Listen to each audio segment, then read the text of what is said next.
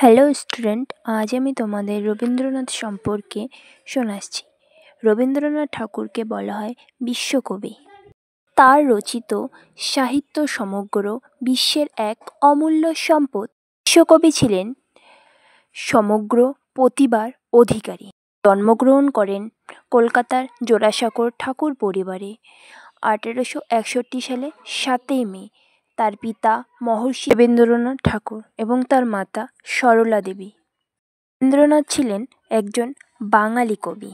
তিনি একাধারে ছিলেন নাট্যকার, ঔপন্যাসিক, ছোট গল্পকার এবং প্রাবন্ধিক।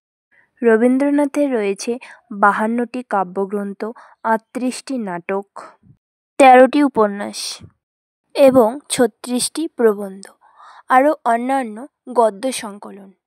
তার জীবদ্দশায় বা মৃত্যুর অব্যবহিত সময়ে অন্যান্য গদ্য প্রকাশিত। তার সর্বমোট 95টি ছোট গল্প এবং 1915টি গান রয়েছে। এছাড়াও তিনি প্রায় 2000 ছবি এঁকেছেন।